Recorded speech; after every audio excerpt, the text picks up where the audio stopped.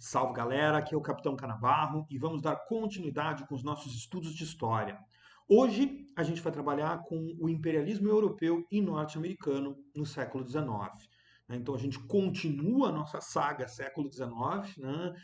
Não por acaso Hobsbawm chamou o século XIX de longo, né? Parece que não termina nunca, mas com alguma ironia a gente começa essa nossa aula sobre imperialismo no século XIX com a foto que não é do século XIX.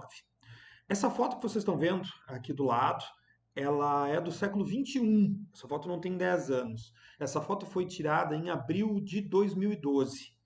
Aquele senhor, rapaz, enfim, que está sentado, meio desajeitado, naquela liteira de óculos escuro, ele é conhecido de vocês. Esse é o príncipe William.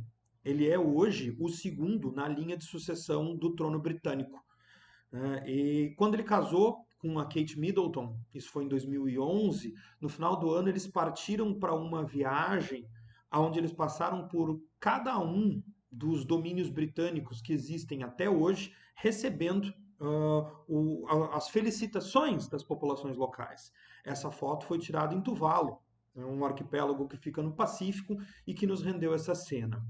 Eu fico pensando comigo o que leva algumas pessoas a acreditarem que outras pessoas são tão mais importantes do que elas, são tão melhores do que elas, que merecem ser carregadas nos seus ombros dessa forma.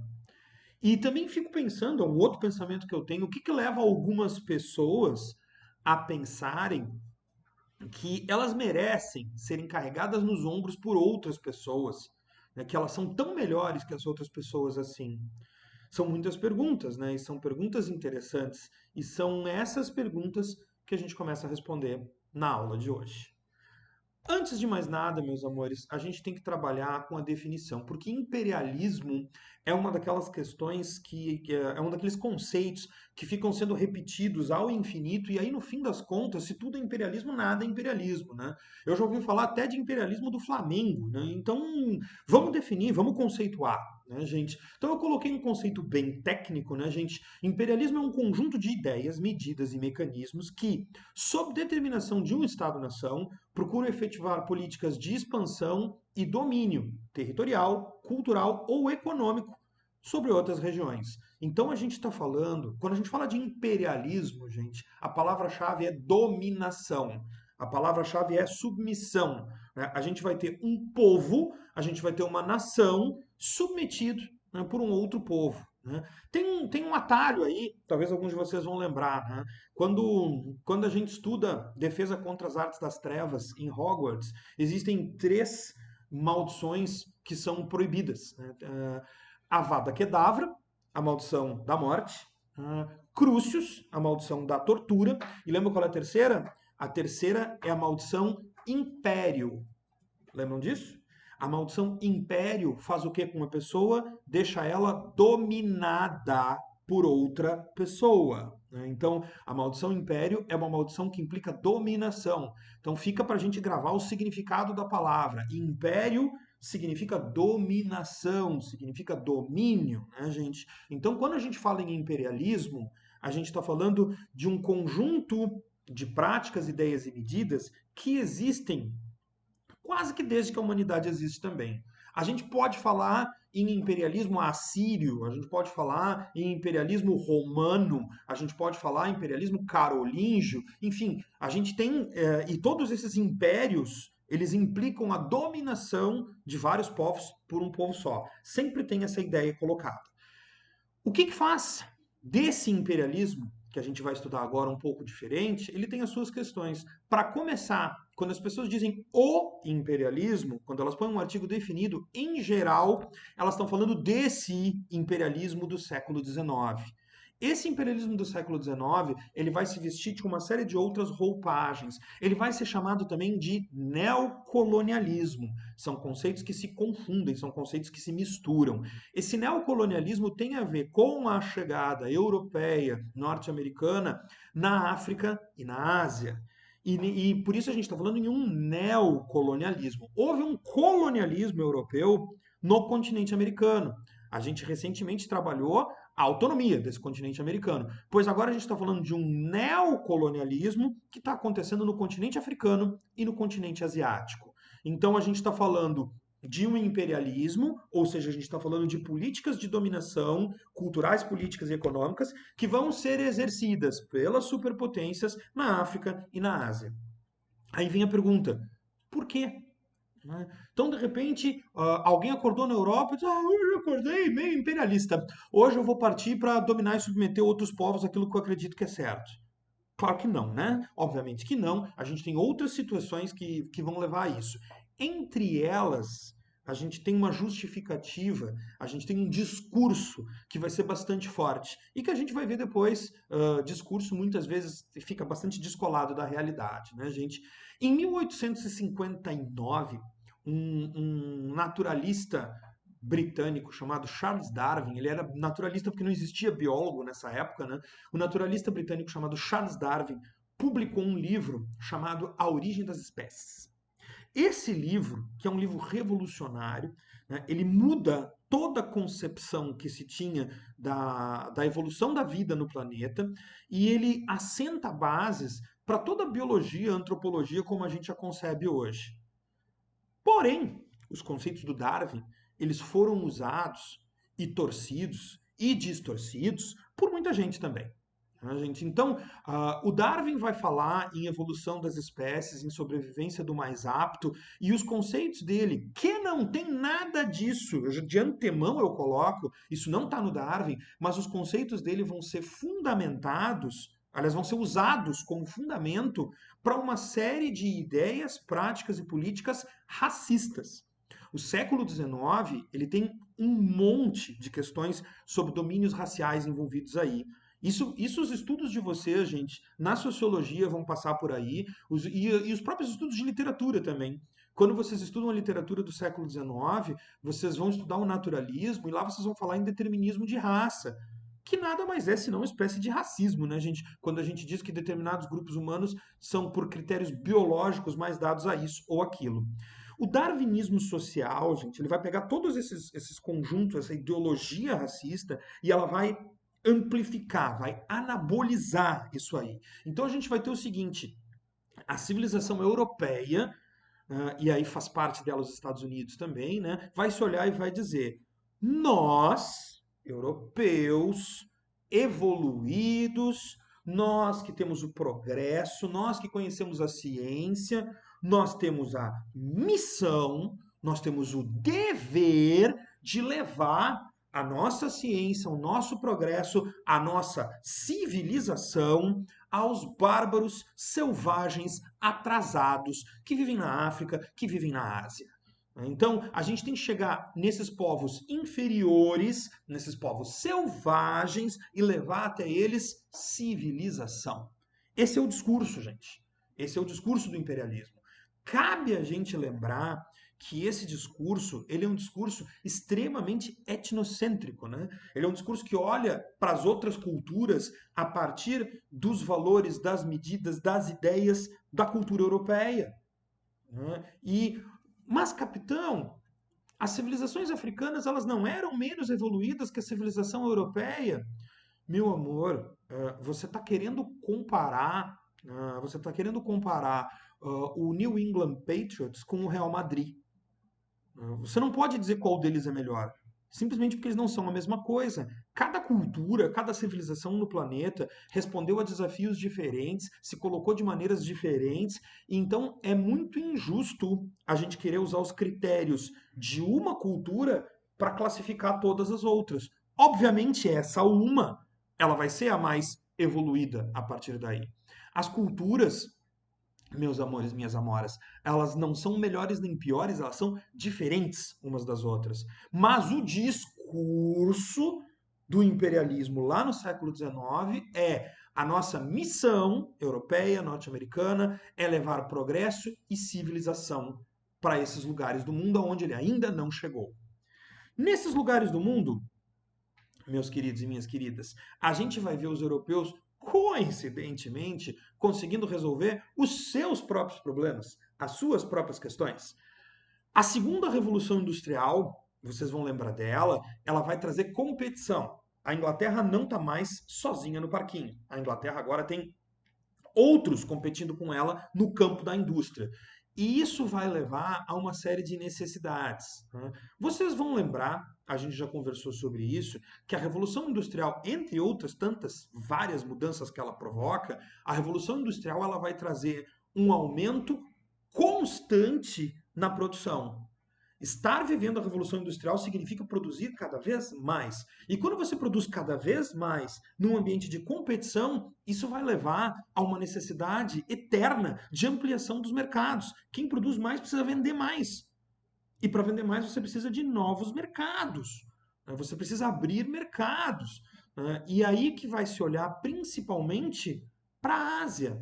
A gente tem países, a gente tem nações como a Índia e a China, aonde a gente tinha literalmente bilhões de pessoas e cujo comércio exterior era extremamente fechado. Então, abrindo esses mercados, haverá para onde vender tudo isso que a Europa produz.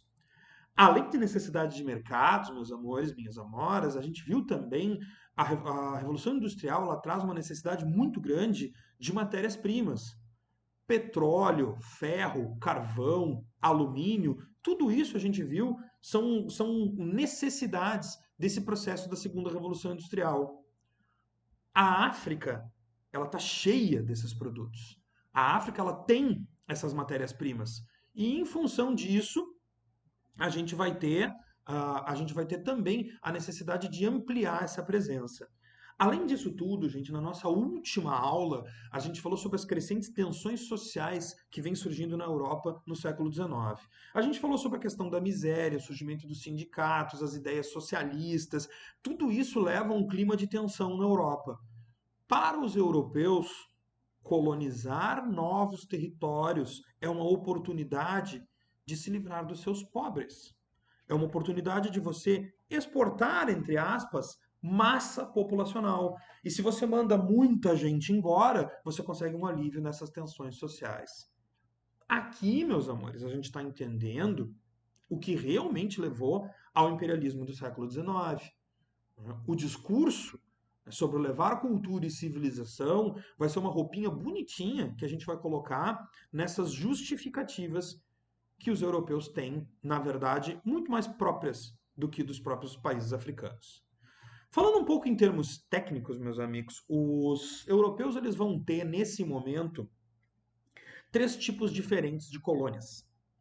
O primeiro tipo, com maior grau de envolvimento, é a chamada colônia de enraizamento. O próprio nome já diz, né? A gente está enraizando, está penetrando fundo. Quando a gente fala de uma colônia de enraizamento, quando a gente vai ter uma metrópole europeia tomando um território, expulsando e exterminando a população local e colocando seus próprios colonos lá. Exemplo, Austrália. A Austrália, ela vai ser colonizada pela Inglaterra nesse momento, com uma política de expulsão e extermínio das populações locais. E essa política de extermínio, ela durou até pouquíssimo tempo atrás, né? Quando os australianos, o governo australiano já independente, ainda tinha política de aculturação dos aborígenes. As crianças eram sequestradas, eram educadas como ocidentais para deixarem a sua cultura para trás. Isso até muito pouco tempo atrás. O enraizamento, então, ele propõe a obliteração da cultura local e a substituição pela cultura da metrópole. A colônia de enquadramento, ela vai acontecer quando a metrópole coloca uma estrutura administrativa na sua colônia, mas ela mantém a classe trabalhadora local. Isso vai ser bem comum nesse momento. E vai acontecer, por exemplo, na relação da Inglaterra com a Índia. A Índia vai ser governada por um vice-rei inglês, ele vai ter toda uma estrutura administrativa que vem da Inglaterra, mas a gente não vai ter a expulsão dos indianos da Índia. Os indianos continuam na Índia e eles vão ser a mão de obra que vai ser utilizada pelos europeus. E por fim, o tipo de colônia menos intensa, a gente poderia dizer assim, que existe, foi o protetorado. A gente chama de protetorado quando, inclusive, a estrutura de governo ela é mantida local. Só que esse governo local, esse governo de locais, ele vai estar articulado com a potência de fora, através de tratados, através de empréstimos, e vai estar fazendo o serviço da metrópole. Aí a gente tem como exemplo o Egito. Né? O Egito tinha uma relação com a Inglaterra, em que o Egito tem uma monarquia, um rei que é local, mas esse rei ele age como um administrador britânico. Então, da menos invasiva à mais invasiva, a gente tem o protetorato, aonde se mantém toda a estrutura local, a gente tem a colônia de enquadramento, aonde há uma estrutura administrativa que vem de fora, mas se mantém os trabalhadores, e a gente tem a colônia de enraizamento, aonde a gente vai ter aí sim expulsão e aniquilação da população local. Esse tipo de questão já faz um tempinho que não aparece, mas, né, quem sabe? A partilha da África, gente, ela vai começar pelos europeus e vai ser uma corrida muito doida, né, por tomar conta da África.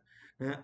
Se a gente olhar aqui embaixo, eu coloquei dois mapas. Um deles coloca a presença europeia na África em 1870. Né? E vocês vejam nesse mapa de 1870 em que a grande maioria da África é um espaço em branco, que significa que ela é desconhecida para os europeus. Se vocês olharem o mapa do lado é a África para os europeus em 1895. Vocês percebam que ela foi completamente ocupada pelos europeus. Né? Então, em 25 anos, os europeus ocuparam, lotearam, dividiram a África entre si.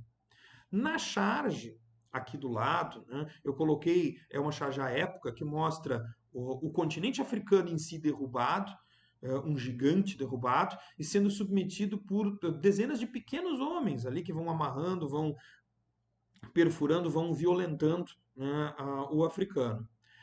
E aqui embaixo, aqui a gente tem uma outra charge que mostra um antigo conhecido nosso de faca na mão, fatiando a África. Vocês estão vendo ali, tem a África, é um bolo. Esse fatiamento da África, a gente tem data para acontecer. Esse fatiamento da África aconteceu no chamada Conferência de Berlim. A Conferência de Berlim, em 1884, sediada pela Alemanha, e por isso que eu falei que é um velho conhecido, o senhor na charge aqui embaixo nada mais é do que Otto von Bismarck. Né? O Bismarck vai chamar as potências europeias para que eles sentem e se organizem. Olha só, vamos ver aí o que vai para quem. Vamos destituir algumas regras, vamos destituir algumas questões para que a gente possa, enfim, para que a gente possa pilhar o continente africano sossegados. As regras de ocupação da África, então, meus queridos e minhas queridas, elas foram definidas em escritórios na Europa. Muita gente hoje diz ainda que as guerras civis que existem no continente europeu hoje, elas são consequência desse processo. E sim, elas são. E aí as pessoas dizem, foram traçadas linhas para separar os territórios africanos que não pensaram nem levaram em conta as diferenças étnicas e culturais que existiam no continente africano. Não. Aí, meus amores, a gente está errado. Porque essas diferenças étnicas e culturais que existiam entre os diversos povos africanos, elas foram sim levadas em conta pelos europeus. O que aconteceu foi uma retaliação feita de propósito. Então, qual o sentido de eu criar, por exemplo, uma nação para os Hutus e uma nação para os Tutsis, se eu posso criar uma com os dois e aí eu posso jogar com essa rivalidade que existe entre eles? O fato das fronteiras políticas africanas serem uma bagunça, a gente pode acreditar a essas divisões europeias do século XIX, e isso não foi arbitrário, isso não foi por acaso que aconteceu. A rainha Vitória, que governava a Inglaterra nessa época, um dos lemas que ela tinha, em especial nessas questões coloniais, era dividir para governar. Então, se eu consigo deixar os iguais separados e os diferentes juntos, fica mais fácil para eu dominar esses povos. Certo, meus amores? Como essa dominação se deu na prática? Bom, isso eu vou te mostrar na nossa próxima aula, tá bom? Muito obrigado e até a próxima.